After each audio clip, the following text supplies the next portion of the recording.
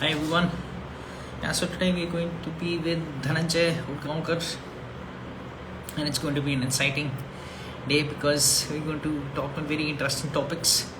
Dhananjay has been with us for quite some time. In fact, I can proudly say he joined Boots and Crampons before I joined Boots and Crampons. So first line was way back in 2020, and since then it's been an excellent journey. And that's what we try and cover every Thursday evening 9 p.m. And that's what we are here for. Dhananjay is from Pune. Yeah, hi. Hi, Good Dhananjay. evening, Romel, and good evening to everybody who's there. I'm sorry I dozed off. First and foremost, Yeah, welcome. thank you very much. Thank you very No, much no worries. for having me here on this platform. Uh, as you know, I'm not the most social media or Instagram friendly people, but I thought, hey, why not come here and have a talk with you? Excellent. And that was the precise reason. First thing I asked was whether you would know how to go on Insta Live, that because I've never asked anyone like this, but I thought it's better I check it Okay, up, double check with you. okay, good to be here. So, how's life been? Last, exciting times. I saw your pictures. How's everything going Feels on? good to be back, frankly, to back to Desh. But I had a very, you could say it's a very fulfilling trip to South America and the Andes Mountains. It was just, uh, I don't know what the right word is. Very kind of, I feel full. I feel fulfilled. I feel very satisfied, and kind of like when you have a nice journey, you feel cleansed and you feel rejuvenated. So that's how I'm feeling. Wonderful. I think that's the main reason why we hit the mountains, that you feel Exactly, so fresh exactly. once you're back.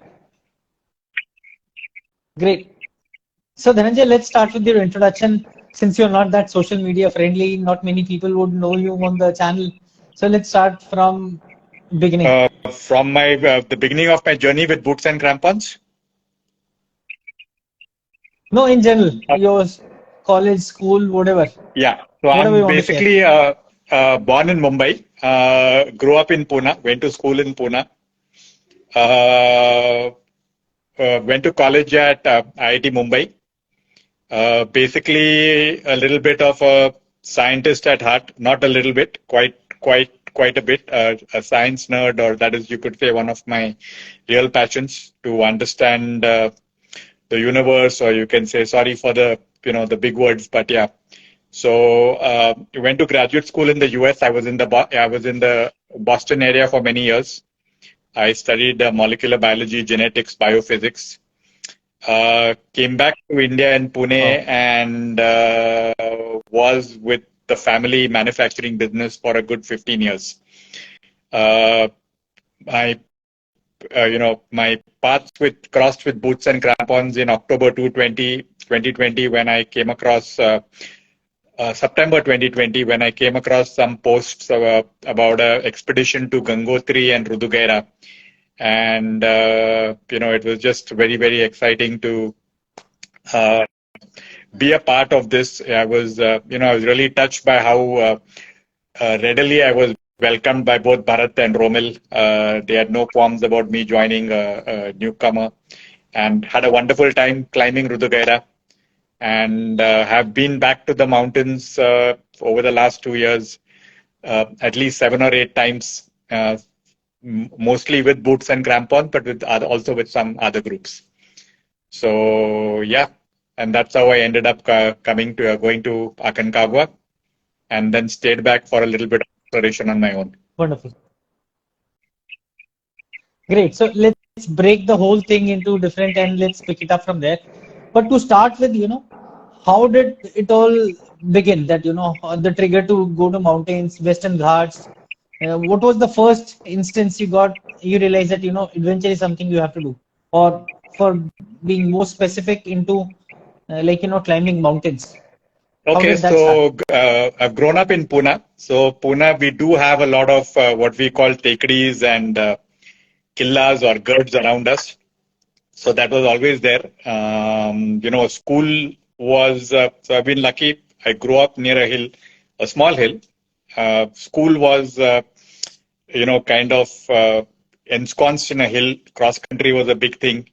I went to college at IIT Bombay. That also, I had a hill behind the hostel. But yeah, mountaineering was a big activity in college. IIT Bombay had a very active mountaineering club. People were exploring new, they were literally doing new peaks, exploring climbs. Rock climbing was very big.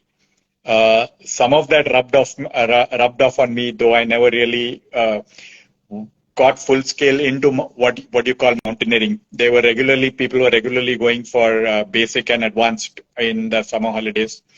But what I did do in my second year holidays was go on something called Himankan, which was like a group trek of 120 people. So around 8 batches of 15 people, 15 people camping for about 10 days in the Himalayas. So for a total of 2 weeks, we had fixed camps set up in a route. The valley that I particularly went to was the Harkidun Ruin Sartar Valley in Uttarakhand. And there were about 4 or 5 camps, and we trekked for a good 10 days. So that was like an eye-opener. But after that, the pause as I went on with my studies and my career. Only returned to the Himalayas for a trek with India Hikes in 2012 to Roopkund. So the big gap was trekking here in the Sahyadris, lots of small 1-day, 2-day treks. Some of you, if you're from Pune and Mumbai, will be aware. But yeah, nothing really, nothing longer than that. Right. And after 2012, India Heights, what was the next climb? Or were you climbing frequently after that? The nature of my work or business was again? such that I didn't really get the time to take, any substantial time off. So 2018, I went for Mera Peak. This was with a small group, and it was, I think, Nimish was there with me. And that was a wonderful, wonderful experience. Right. So 2012, then 6 years gap, then 2018. For the Himalayas. And then... So the other thing... Correct. And the other thing that I kind of was doing on and off was participating maybe in some small endurance races and stuff like that in and around the Pune area. So you have a lot of those.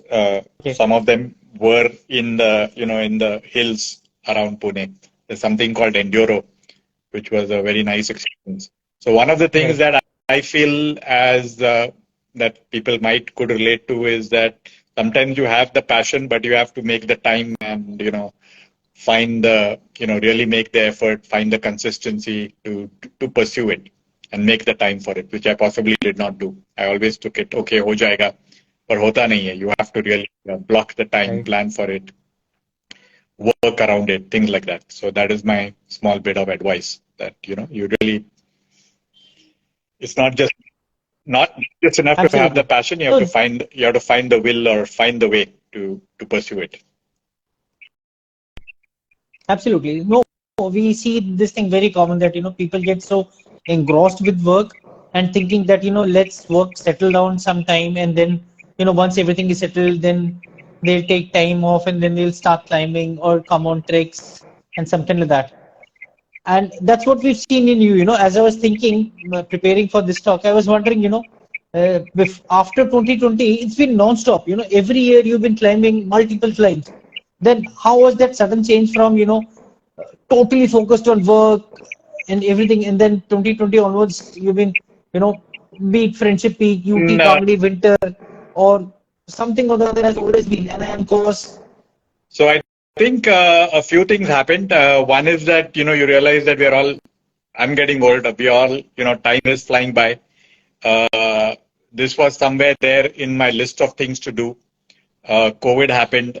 There was a certain downturn in my business, and I realized I wanted to pursue other goals. So it's just that falling together of many things that I said that this is something that I really want to do. And every time I've gone back to the mountains, it's brought me a lot of joy. But also, based on my interactions with you and the other people I meet on these treks or expeditions or climbs, yeah, there is some internal goal setting, and I find myself wanting to test my physical limits, my endurance limits, and see whether I can still, improve my endurance, improve my abilities, and push myself a little higher. Though ideally, I should have been doing this a couple of decades ago at least. I do feel that there is something within me that I can be better at this, and so that is what has kept me coming back. So at least for the next Excellent. years, I'll be. No, and right, wonderful. So Dhananjay, 2020 onwards, as we say, as I was mentioning before you joined, that you've been part of Boots and Crampons before I joined, because my journey started on that climb to Rudhigera, and you had already signed up by Yeah, then. yeah. I was still in the army, so I left after that. So how has your journey been? Right from your first climb of Rudhigera to Aconcagua this time. How do you see your personal, you know, changes which have happened, or how have you evolved as regards climbing and as a person? So I'll Both the just say a things. couple of things. I randomly came across this post about a climb to Gangotri to and Rudhigera. Having been to Gaumukh and to Gangotri and Gaumukh as I was aware of this area, so I jumped up at the opportunity. I had attempted a 6,000 plus peak in Nepal, so I was, thought, hey, why not sign up for Gangotri? So what I would like to say is, from my first phone call or interaction with Bharat, I found a very supportive environment. There were people who wanted to, listen to me, understand my apprehensions. I remember speaking to you also and feeling a lot of comfort that this was not just any other company. It was being led by two very experienced, mountaineers who had considerable experience, not just climbing themselves, but also leading teams. It was just, I didn't feel any doubts. I mean, and it's just been very, very supportive.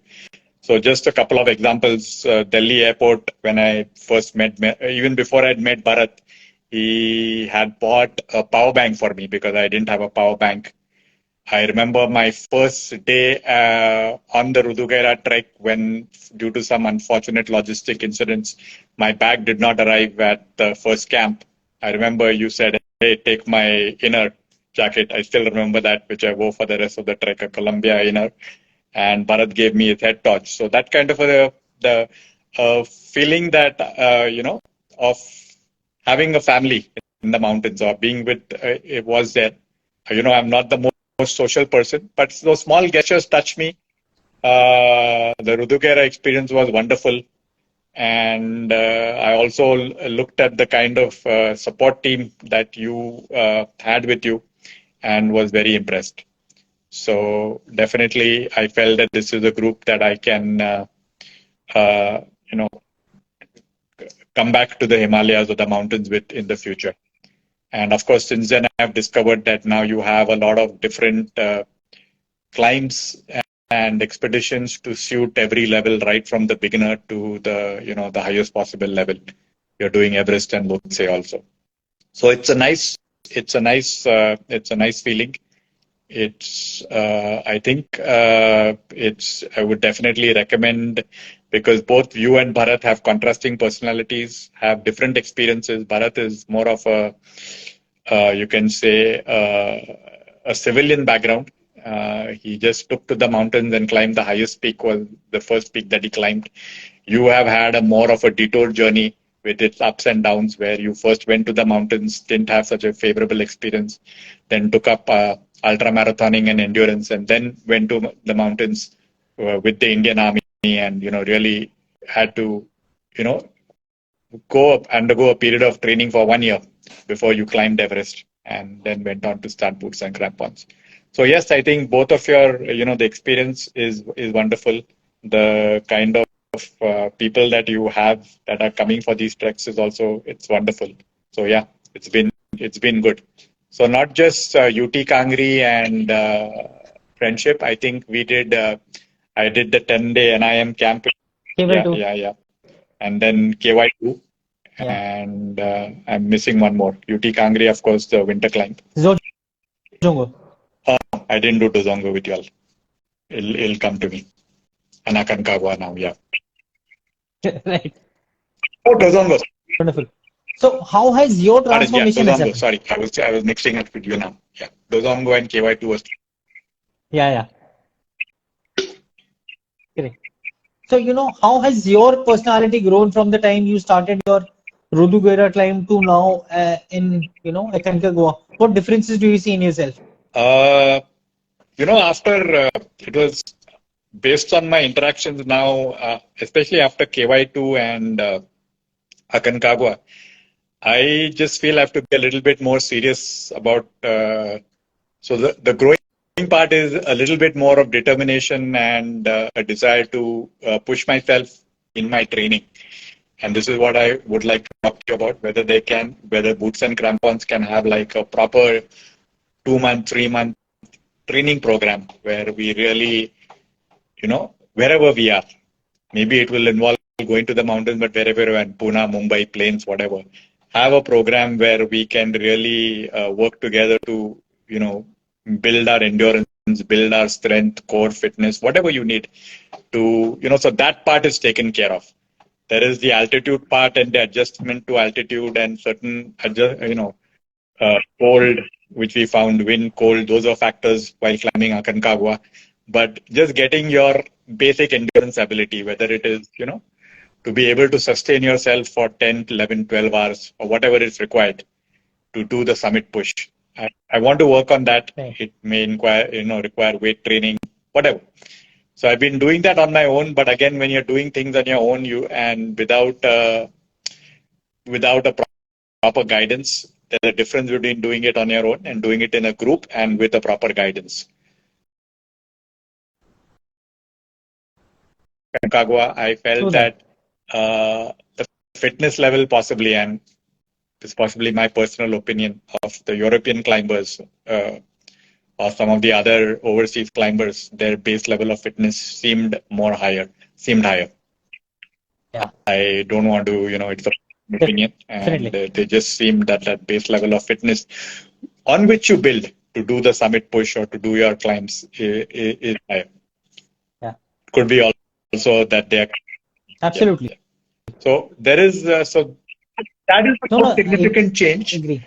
Other than that, I've always enjoyed going to the mountains. I don't know, I'm appearing for a Instagram live for the first time. I didn't hesitate. So maybe, hopefully, I'll start posting. When I started preparing for this live, I realized I do have a lot of photos. I have a lot of pictures. I covered a lot of ground in the Andes. Maybe like from Kashmir to Sikkim. That is the amount of, or rather the length of the Andes that I touched. So, but I said, okay, maybe I'll, make stories or make posts. So that is the other change. I feel that you have to communicate what it is you're doing with, your relatives or friends, and maybe get them excited and show them beauty or show them what you're feeling, which you do very, very well. So in this aspect too, I'm more like Bharat than you. Hope that can change. So 2 changes. One is to be more disciplined and systematic and see where this takes me. Second is to communicate a little bit more about where I am and the excitement that I feel. And I do feel India is opening up. It's a wonderful time. People have, we live in an extremely beautiful country. So that's the other realization when you travel to another continent, a mountain range. We have everything that the Andes has to offer, or more. All the beauty is there. And definitely more people will be taking this up, and not only as leisure, but also as a serious pursuit. And I see that everywhere. Thanks. Am I speaking? No, I too much? Please tell me. No, you're bang on target. Don't worry, man. You're absolutely right. You never know, as people say, that, who's getting inspired from you. It could be a neighbor, could be a friend, could be someone who sees your post sometime, some alumni of IIT Bombay that, if Dhananjay can do it, let me also try. So that's one way of, building a community, or will also get motivated knowing that it's just that you love doing something, and that's why you share it with others, your near and dear ones to do the same. So excellent point covered. So one more thing I would say that in case anyone wants to ask any questions, you feel free to write it down over here on the chat board. In fact, Sandhya had said hello to Dhananjay from Bangalore once she joined, and same She's there. Gayatri was trying to pull her leg somewhere. Yeah, I'll come on to that subsequently. Right. But then one other thing which you touched was about India opening up. Absolutely right. As we see, last 2 years because of COVID, things have not been very comfortable with the people. And in fact, last time once we were flying to Argentina, same thing happened. We were about to go, but then COVID didn't allow us, and this time we went. So yes, things are opening up. A lot of people are, stepping out and doing various things in the mountains. So agree fully. But Dhananjay, one thing I've realized, based on our interactions, whatever. So I'll be very frank once I say it. Rudugera we messed up badly, boots and crampons, Rudugera expedition, lot of loopholes were there. We've tried to learn, but then still, in mountains there's so many variables, and same thing was there, again we realized at Aconcagua again there were a lot of mistakes. I've seen everybody complaining, be it Rudugera, be it Aconcagua. I've never seen you with any complaints ever. Rudugera, you are always happy, you never ever said that, I'm not happy or getting angry. How does that come into your personality? First is, not just you, any group that I go with or any organization I work with where I am a participant, I look at the intent of the leaders, and I think your intention, your intents or your goals or your have always been, I've never doubted them. They've always been to do the best. I could tell that, right? Like I said, on the first day of Udgaonkar, something hadn't happened and you were there with the innerwear or the torch or whatever. So I just feel that as leaders, your intentions are I would say very pure, or they're the best for the participants. There's nowhere that I see that you want to compromise on anything. Second is having myself been a leader on different projects or groups of people or organizations. I realize that unexpected things always happen. Things always go wrong. We don't anticipate them. We have to prepare. We have to learn and prepare better for future such situations. In the mountains, that unanticipated things are multiplied by a factor of X or N. So you're always going to have and face circumstances that are going to prop up. And I think you're going to learn to deal with them. I mean, I think as you all grow now and you're doing multiple treks with multiple patches and maybe newer leaders in the mountains, you're going to face different personalities. And as they say, in the mountains, under slightly adverse circumstances, both the best and the worst of human nature comes up. So to answer your question, why I've been calm, it's just that I'm having fun. It's good to just observe what is going on, and I really know both of you. So whatever has happened, it has happened. It has been circumstances possibly beyond your control or not anticipated. And I hope that in the future too, that you'll deal with the same, you'll dealt with the situation in a very calm manner. That's what I would say, and kudos to you for that, both with your clients and with other, ancillary organizers or whatever. And that's the way it should be. So yes. So Thanks, Dhananjay. my prayers, It really means a lot. my wishes would be that just have maybe some icebreakers before. If you're having, having new clients, you have to understand from their personality types, what they are expecting. मेरे को submit करने का ही है क्या? What kind of treatment that they are, you possibly will be doing that. You possibly will have an idea of what kind of clients are coming and what their expectations are. But it is good that if you have a talk with them and also kind of, tell them that, hey, we are hopeful that you will be able to do this, but no expectations, no guarantees, and things can go horribly wrong, as you know they can. So Of course. that would be my advice as a leader, because we worked as a when I had my business, we worked with very demanding customers, and we were never able to fulfill their deadlines, and they had a right, because they were all big companies, maybe global companies, top 100, 500 companies, or Indian 100, 500 companies. So they had extraordinary expect. They had a big heft behind them, a big weight, so they could really pull us up. The same isn't true with your clients, but yes, as you grow, I would say that safety should be a priority, and promise people a lot, but also be realistic in tempering their expectations when they come. Very true. I think that's, to summarize, it's more of a maturity of a person based on what they've gone through, which makes a person humble. That's what you were trying to say, that, based on what you have done, makes sense. Definitely. Yeah. So, Dhananjay, the kind of clients you have done, so can you just speak a few words about each of them which you have done, be it Unam, be it, friendship, so that people can draw some one-line answers or something if they want to attempt something like a friendship peak or something like a KY2. Your experiences. I think so. One of the things that I stressed is that prepare before you go for any mountain climb. That go into the training part. But I was somebody who can run a half marathon reasonably comfortably, but haven't done a full marathon in a long time, and I want to work towards that and work to be able to improve on that.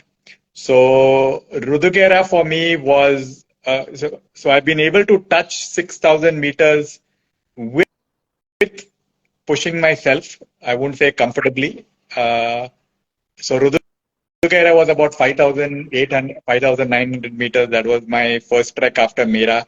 So Mera also, right? I mean, we had gone with a group from Bangalore. I wasn't very happy because the leader himself, the organizer himself had stayed back in Bangalore. I won't name the organization. He had put a team of Sherpas with us in Nepal. And I'm a little bit of a person who wants to be measuring my heart rate and my oxygen levels and things like that. I went up to the high camp and a little above it, 5,900 meters. It was very, very satisfying. Sometimes when you don't go to the summit, you get the best views. You have the morning to yourself. We saw some beautiful sunrises. So that was my first experience. Rudugera was the summit. After that, we did the 10-day NIM, that adventure training course. There again, we had a I think it was a 25-kilometer summit trek to the top. I don't know what the top was, but I think towards the end I was also coming down with COVID, or I had come down with COVID, so I could do that.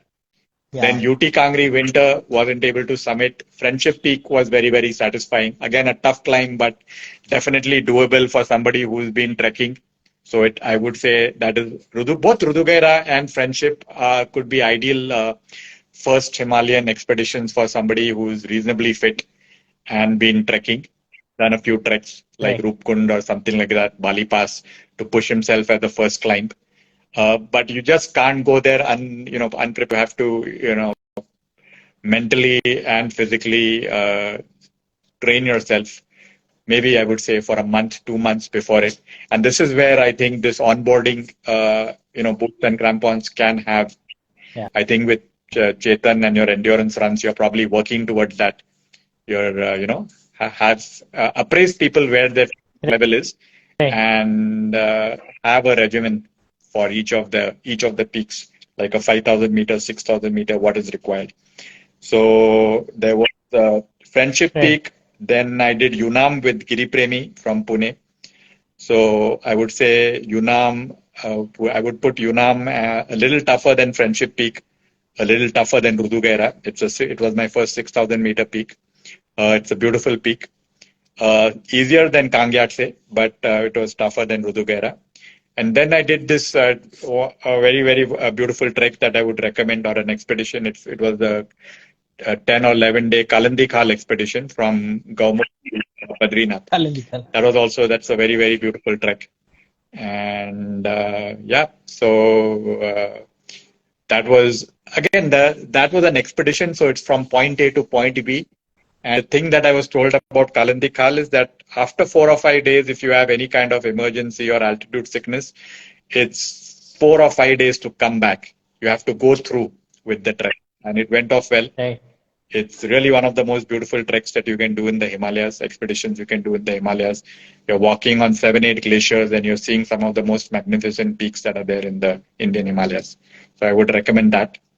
Kangyatse 2, I wasn't able to summit. I stopped 200, 250 meters short. Again, I thought I have to improve my speed. So it's not just the summit, it's how quickly you're going to be able to do the summit and come back while feeling reasonably fit. So you're going to be exhausted, but you want to be there. So that is something that I tried to learn how to gauge during Kangyatse 2, but I was able to do Dozongo. So that was satisfying. And of course, Aconcagua. I mean, it was a fantastic experience. I don't know if you remember. I said I think I'm 6 or 6.5 on 10 in my journey in the mountains, and you have said that you're going to get me to 10. Let's see. I have to start working. But yeah, there again, I felt that the fitness level, that basic endurance level was not quite up there, and have to work on it for maybe 8 or 9 months to be able to be there. Great. So, Dhananjay, let's now focus on Aconcagua and your endeavors in Bolivia and Peru, right? So, first of all, how was your Aconcagua experience for someone who wants to do it, let's say in December, January? What advice would you give to the person? I would say make up your mind now. And this would be the ideal time to start training. Ideally, I would suggest that, you could even, because I would say that Aconcagua is more of an endurance kind of a climb than a mountain climb. It's really about your ability to, your physical endurance and your ability to withstand extreme cold and extreme wind and overcome some other barriers like a language barrier and maybe a food, get accustomed to a completely different kind of a food. You're not going to be eating the kind of things that you are eating here. So an ideal time would be to start training now. Ideally, you should have done a 5,000 meter like a Friendship Peak and a 6,000 meter so that you know what it takes. And from what I've read, the success rate on Aconcagua is 23%. So 1 in 4 only managed to summit. I think this year it was much lower from what I could follow, maybe 10 or 15% or even lower. But it's a fantastic mountain. This was the first time I was on a mountain where there were teams from all around the world. That alone is a very inspiring fact that people in their 20s, 30s, 40s, 50s, 60s, women, old women, younger people, folks are all there. Trying to challenge themselves on what I feel is one of the great mountains. It's a very different mountain. It's not a typical mountain with a peak. It's like a broad, it seems. It was a completely different environment. It's a long trek through a desert, I will say. There's very little vegetation to reach the base camp. And of course, one of the factors was that you had to deal with extreme wind and cold. So it's definitely it's a great mountain. Just setting yourself a difficult goal is something that brings out something in you. And definitely Aconcagua did that. It was just wonderful to be there first with the Boots and Crampons team and also be there as a participant with all these different teams from around the world, including folks like, people like Nimsdai and, everybody was there. And the whole experience was different. I think also the other thing that I noticed, the attitudes of the guides, I would say it's a little different. They are far more cautious. They are far more, they err on the side of safety. And that is what I discovered and you have to follow what they are doing, their ways and their customs more. And, adapt to what they were saying and asking and expecting of us. So that is the other thing. So it was a very, very nice cultural experience too. And yes, I think another very important thing if for Aconcagua possibly is that trying to keep a slightly wider open window for the summit. So maybe telling people that, you may not get it the first time. I was just talking to a friend from Pune. His name is Amit Singh. He happens to be the first guy who's climbed Ahmedabad from India. And he said he had to attempt Aconcagua thrice before he summited. And I think it was in that one season. So he Wow. literally, I think, stayed for 7 or 8 days or more.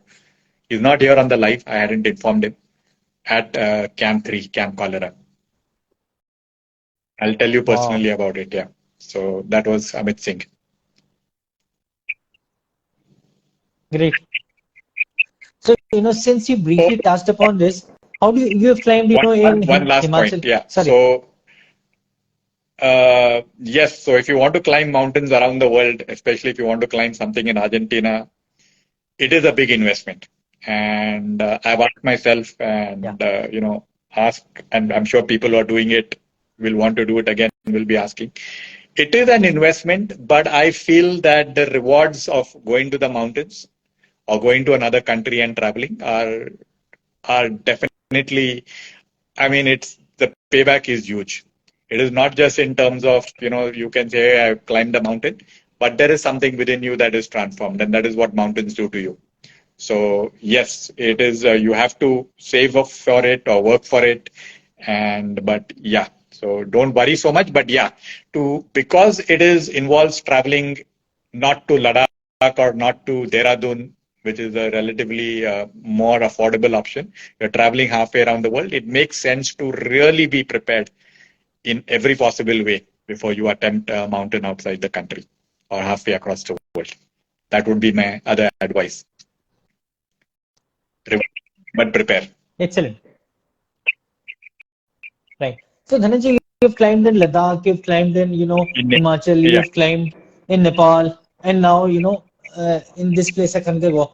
What difference do you find between the climbs here and there? One, in terms of, the food, the interaction with people, the culture, the kind of guides, the support, and then, the weather, because, the dryness over yeah. there is totally different. So, can you just So compare these Aconcagua two was things? unlike any other mountain that I've gone to. As I said, that the right from the base camp trek, there's very little trees, shrubs, or vegetation.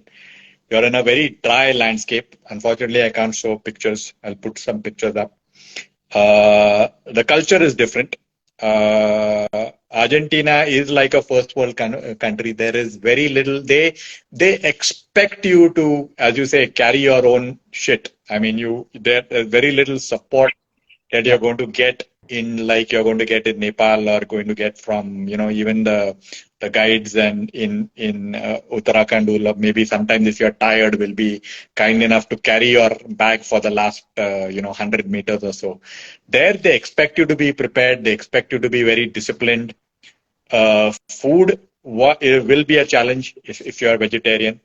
Meat is very big, so you have to be very specific about even if you're non-veg, what kind of meat that you want, things like that.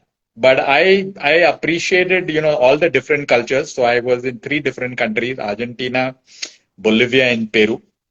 I will say just the fact that Aconcagua is a mountain that is the most famous in South America, or most people try it, and so it is an expensive mountain. Guiding or wanting to climb that mountain is an expensive proposition, especially also if you're not carrying your own, all your own load. If you're outsourcing it, it is going to be expensive, and you can inquire about the rates from me or from Romel when you do it. So ideally, I would say, it's a challenge on many fronts. You have to be very well prepared with what you're going to be getting in terms of food. You have to be mentally prepared perhaps to even be carrying your own stuff like your own shoes, your sleeping bag, your own mattress, things like that, and your clothing. because otherwise it can get quite expensive. And we face challenges because of that, because we have to drop. Logistics has become such an important part on that trek, that you have to drop things off at different camps, leave certain things, and then also see that you bring it all back. So that was Aconcagua. Peru and Bolivia, in terms of culture and were far more like India. In Bolivia, I had an English-speaking guide. People were very friendly. I think they understood. You enter Bolivia or you are in La Paz, you'll get a feel of a big city. It's a developing country like India. So maybe because they have a lot of indigenous culture too, and a lot of history. So I got along very well with the guides in both Bolivia and Peru, even though the English connection part was not so good. In Argentina, we had guides that spoke very good English, but they were a little aloof, if I may say so, and with full respect to them. They were a little aloof. They had a little bit of strict expectations about how you got ready, when you got ready, and there was very little allowance for, straying or thoda sa aaram se lena. In Bolivia, they were more understanding.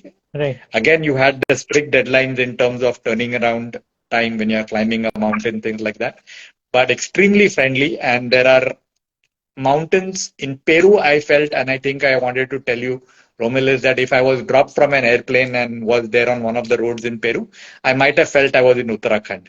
So you have that same greenery, you have the same beautiful mountains and the same roads, same, maybe even the houses, the huts, the shacks on the road reminded me very much of Uttarakhand.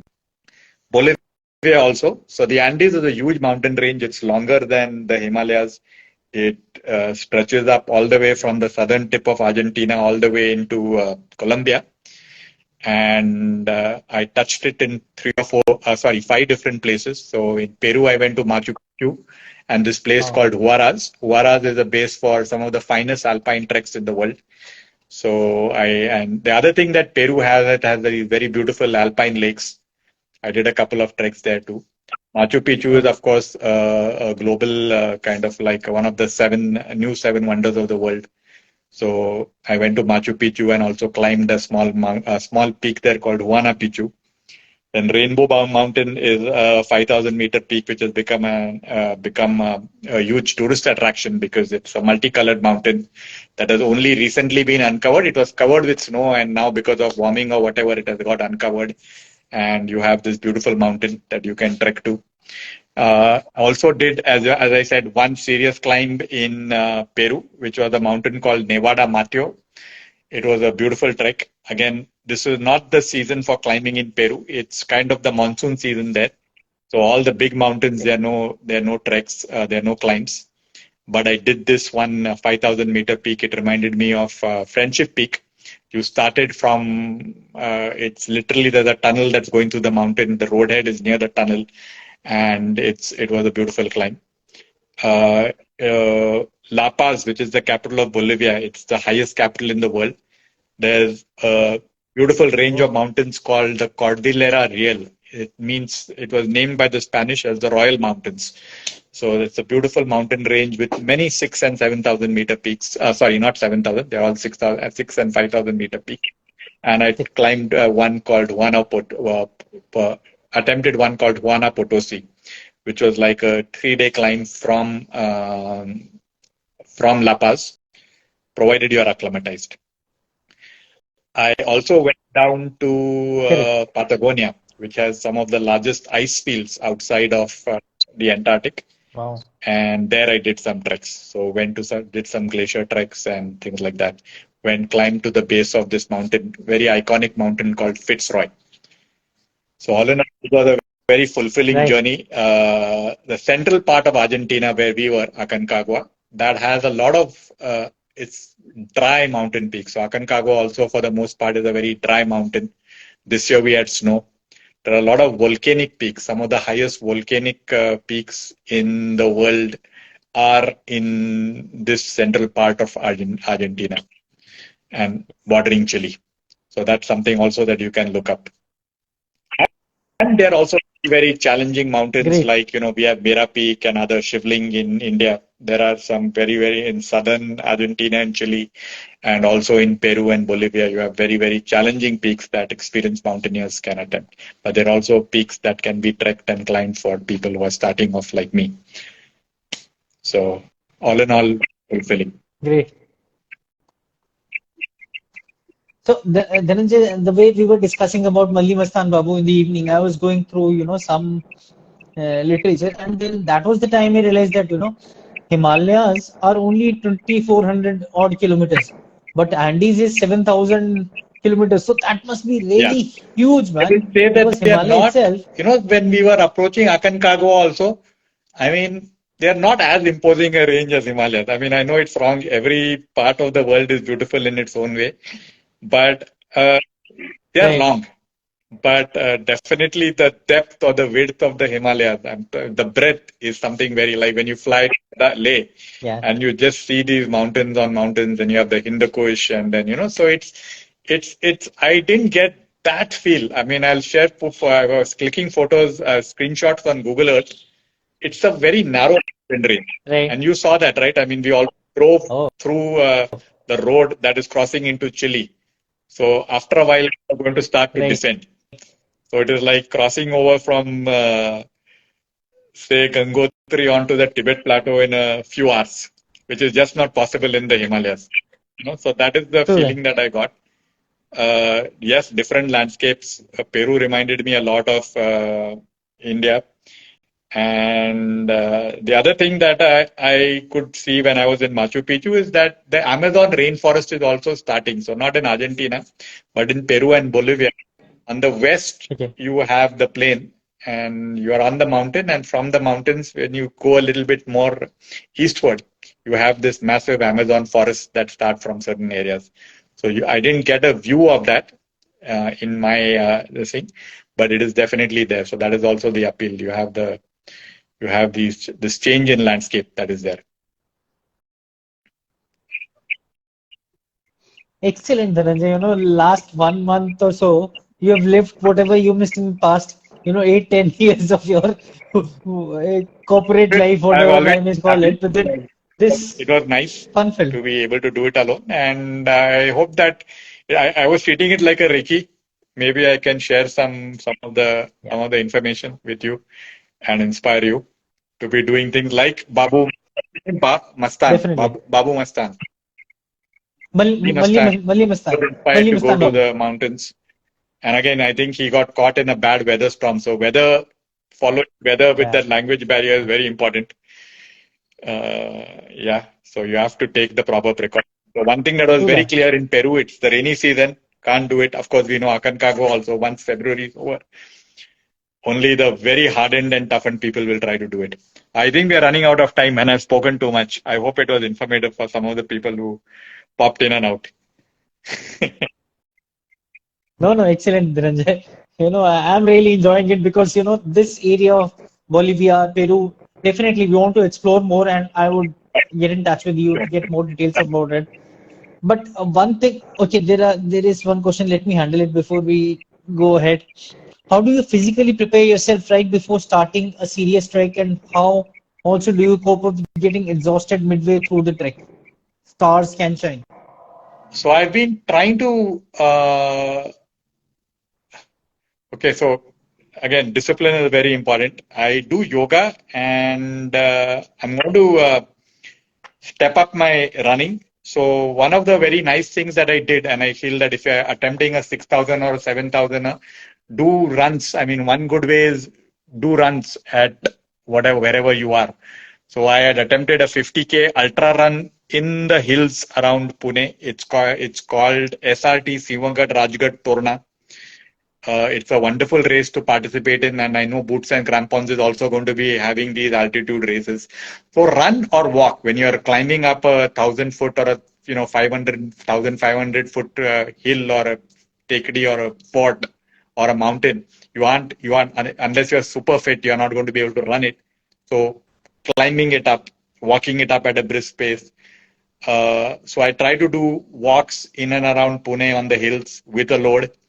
So go to the gym where I try to go 3 or 4 times a week and work all my muscles with a special focus on your lower body. Uh, Doing yoga for flexibility and core strength. I feel core strength is very important. Breathing is very, very important. Another thing that I want to share that I know that you don't quite agree with, on my first few treks, I was measuring my oxygen all the time. Aconcagua, I don't think there was an oximeter anywhere. I wasn't allowed to go near one. But one of the things that I'm trying to, as somebody who's from a science background, is trying to see things like there's something called HRV, your heart rate. I also want to go to a lab and get my lactate threshold measured to understand when exactly am I, getting completely fatigued. There's also something called VO2 max. Now, there are certain trekking companies, global companies that actually are doing these tests. If you were an athlete, aspiring athlete in the West, you would do these tests at a very early age to see what your basic fitness level is. You could find that somebody like Bharat is just a born super, genetically very gifted. Possibly you are also, but you have worked on it. You have worked on a very strong endurance base before you came to the mountains. So it's interesting to know where you are. Interesting to know what the numbers are telling you in terms of your VO2 max. Sometimes your smartwatches are telling you these things. Because again, you're going to have people from a variety of backgrounds, and it would be helpful to know what is their resting heart rate, what is their maximum heart rate based on the age, and how much can they push it up for, and how much time can they spend in zone 2, right? Zone 2 is a zone where you are burning mostly fat and you can spend large amount of time in it. So if you're in zone 2 and you can do, say, a 7-hour run, then can you translate that and spend 10 hours in the mountains on a ascent to, say, KY2? Things like that are something that interest me. I may also discover that I have limitations, and then you have to recognize those limitations and say, okay, this is where I have to stop. But I'd like to mention two people. One is, of course, Raman Sood. I've been on a group with him. I've not met him still. Very, very inspiring. And then also the younger folks, that are there. You're grooming a lot of very young people who are, going to make you all proud, make Boots and Crampons and the country proud. So I'd like to mention Harsvi. I think it was amazing energy and discipline and training routine, and also a discipline when it came to a diet and eating and everything around her, Right. mountaineering. It's really very. So Absolutely.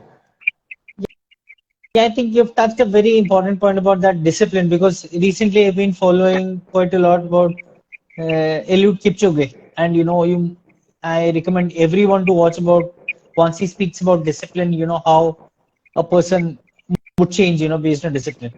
So that's one. And other thing which I want to know about you, that okay, summit is thing, then some people focus on journey. What is your take? What matters more to you? Because uh, everyone has different perspective, that I have to summit.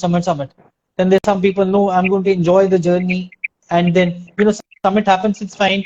But if weather is not there or something is not Romil, how there, much it doesn't matter. I What don't are have a your watch. How views much on time that? do we have? No, Okay, so time my we have, don't worry. first experience of a mountaineering journey, as I said, I went in college. I went for this trek called Himankan, which was a trek in Harkidun and Ruinsartal. And then I did a solo trek to Gamuk. Right. And there I discovered that I met somebody. It turned out he was from my college, and he shared a little bit of bad news that there had been a team from my college trying Gangotri 2 or 3, and there had been a death. And could I lend him some money? And that was my first shock. First, to know that there's somebody from my college trying climbing mountains, that you actually could climb mountains, that people were pursuing this as a serious pursuit, and that somebody had died. So the story is that it was a very accomplished club. There have been series of achievements in the 70s and 80s, including climbing a very, Konkan Kada in the Sahyadris. The guy who had died was the mountaineering secretary. I won't take his name. He had put a picture of the mountain in his hostel dorm near his room in the wing, and he was the mountaineering secretary, so he was one of the leaders. And the story goes that on the summit day, I think the ex-mountaineering secretary, he and somebody, a third guy, that started for the summit push. His crampons weren't quite fitting properly, It was days when we still probably didn't have the best mountaineering equipment. He should have been asked to be turned around, but he was himself maybe the leader. He didn't turn around. They had a whiteout. He had became delusional. They had to turn Oh, around, and he died. Uh, they, maybe 100, 200. The camp was in sight, but they couldn't. He couldn't come back. The other mountaineering, the other guy who has also been an ex-mountaineering secretary, he has remained in touch. He had to lose his toes and his fingers. Again, the treatment wasn't as prompt. People gave them lectures. You have to have, oxygen treatment and that treatment immediately. He had to come back to Mumbai to take it, and he's living a good life. He's still passionate about the mountains, but he carries a reminder. So I think for me, the summit is, they say summit, coming back is compulsory. The summit is optional. So I always remember that. I'm starting this at a slightly later age. So I would err on the side of caution and really enjoy the journey, enjoy being with the people I'm with, enjoying the culture, pushing myself. I'm curious to know what it is, how much more can you push yourself? Can you improve your endurance? Can you improve your physical ability, your muscle strength, all these things? But there's also a sense of caution and whether things like this can be very, very unpredictable. true So, that. if 100% agree. you're younger and more Josh, I would say push yourself more.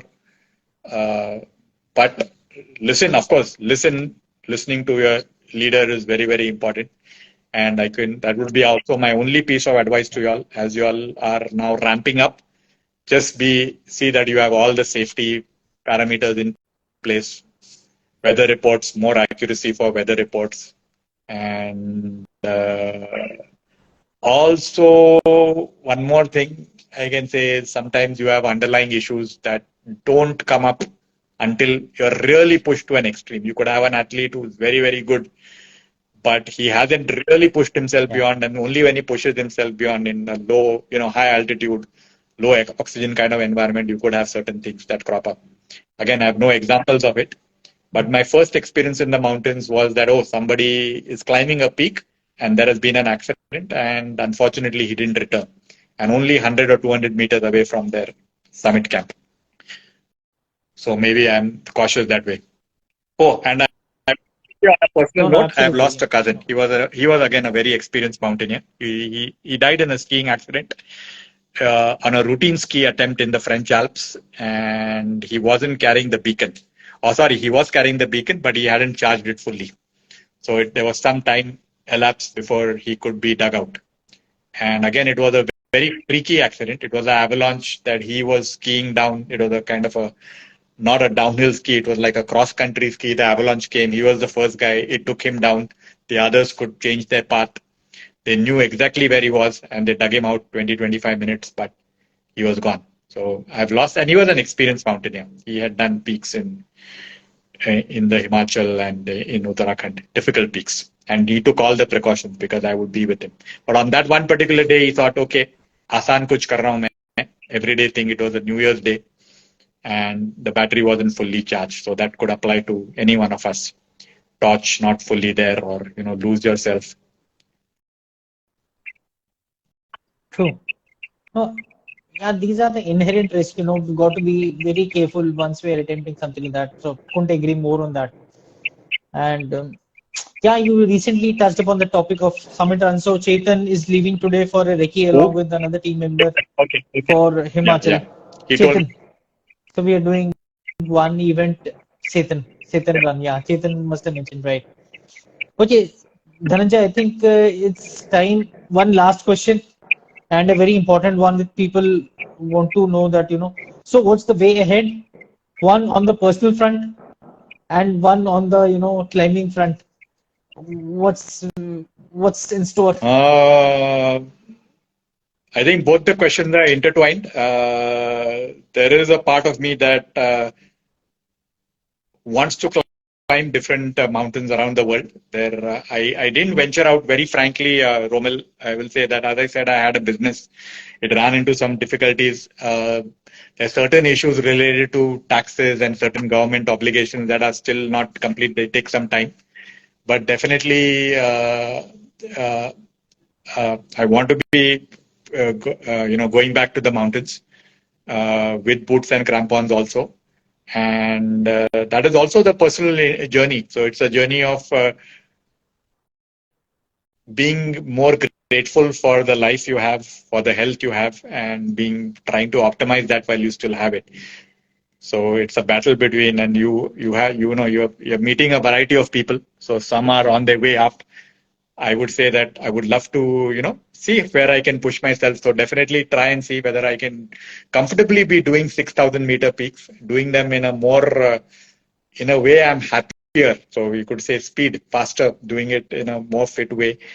Maybe guiding and helping other people who want to enter this journey, who want to do it a little later in life. Once they have ticked off their other career, many people Right. I'm finding are coming into this field, and tell them that yes, you can do it. And on a personal front, I'm very interested, as I said, in the science of fitness, the science of something called longevity, whether we can have healthier span, not just increase our lifespan, something called health span. Can we live healthier lives? Can we push off things like knee degeneration, or things like that set in with as you get older? So that is also intertwined. So the mountaineering journey is also intertwined to certain personal or could be professional goals of mine. I feel breathing and pranayama is a huge part in mountaineering, and just trying to be that, and also other things like training your mind. So there's a world of opportunity that is opening up. You should be aware. I mean, you're well aware of it. And it's really about realizing human potential at any age. So that's the journey, Colonel Sam. And thank you. Thank you for Great, having me Dhananjay. with boots and crampons, and thank you for having me in this live. You can give me your frank feedback a little later. No, no, no. We love to get associated with crazy people like you that who want to do, Yeah, so definitely, things which are I see next not 2-3 normal. years trying to do certain things. Let's see. We'll share some things. Okay. Yeah. Sure, Dhananjay. Excellent, man. Thank you so much for your time. I really enjoyed every bit of it, learning so much. And, we've always been chatting a lot once we were climbing and really Thanks a enjoyed lot. the Thanks a Insta lot. Live with you. Namaste and Jai Hind. Jai Hind, everyone. Bye bye. Good night. See you next Thursday, same time. Insta Thank Live. you. Bye bye. Good night.